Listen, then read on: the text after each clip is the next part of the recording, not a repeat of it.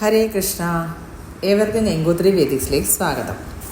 നമ്മളുടെ നാരായണീയ പഠനത്തിൻ്റെ ദശകം 3 ഭക്തി പ്രാർത്ഥന, അതിലെ 4ാമത്തെ ശ്ലോകമാണ് നമ്മളിന്ന് പഠിക്കാൻ പോകുന്നത്.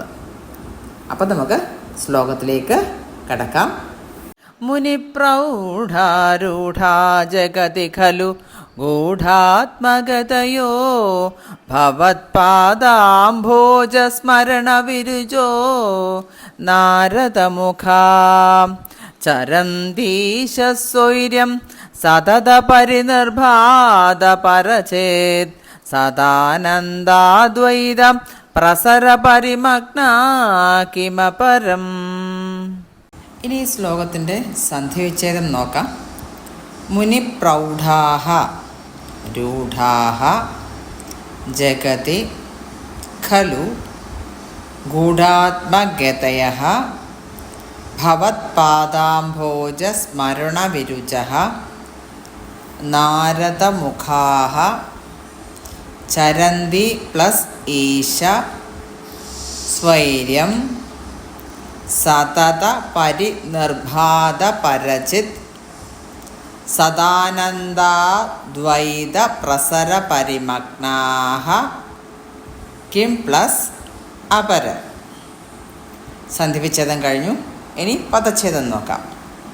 മുനിപ്രൗഢാഃ മുനിപ്രൗഢാഃ ഗൂഢാത്മഗതയഃ ഗൂഢ ആത്മഗതയഃ ഭവത്പാദാംഭോജ സ്മരണവിരുചഃ ഭവത്പാദ അംഭോജ സ്മരണ വിരുചഃ നാരദമുഖാഃ നാരദമുഖാഃ സതത പരിനിർഭാതപരചിത് സതത പരിനിർഭാതപരചിത് സദാനന്ദാദ്വൈത പ്രസരപരിമഗ്നാഃ സത് ആനന്ദ അദ്വൈത പ്രസര പരിമഗ്നാഃ. പദച്ഛേദവും കഴിഞ്ഞു.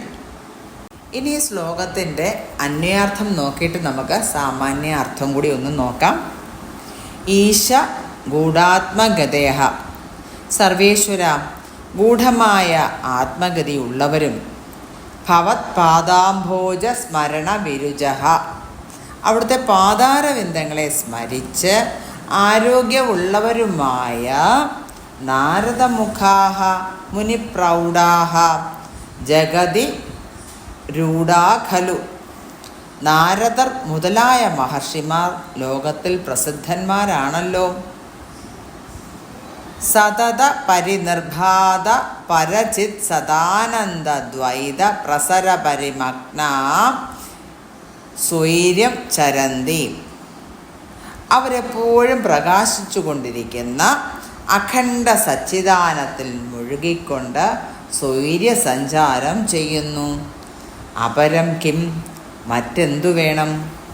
സാമാന്യമായി പറഞ്ഞു കഴിഞ്ഞാൽ, അല്ലയോ ജഗദീശ്വര, ലോകത്തിൽ അത്യധികം പ്രസിദ്ധരും മറ്റുള്ളവർക്ക് കാണാനാവാത്ത സ്വസഞ്ചാരത്തോടു കൂടിയവരും അവിടുത്തെ പാതാരവിന്ദങ്ങളുടെ സ്മരണത്താൽ സകല പീഡകളിൽ നിന്ന് വിമുക്തരുമായ നാരദാദി മുനി ശ്രേഷ്ഠന്മാർ എപ്പോഴും എവിടെയും അനുഭവപ്പെട്ടുകൊണ്ടിരിക്കുന്ന അഖണ്ഡ സച്ചിദാനന്ദത്തിൽ മുഴുകിക്കൊണ്ട് സ്വൈര്യസഞ്ചാരം ചെയ്യുന്നു. ഇനി എന്തു വേണം? അതായത് നാരദാദികൾക്കെന്ന പോലെ തനിക്കും ഭക്തി വർദ്ധിപ്പിച്ചു തരണമേ എന്ന് ഇവിടെ കവി പ്രാർത്ഥിക്കുകയാണ് ചെയ്യുന്നത്. ഇതാണ് ഈ ശ്ലോകത്തിൽ നിന്ന് അർത്ഥമാക്കുന്നത്. ഹരേ കൃഷ്ണ.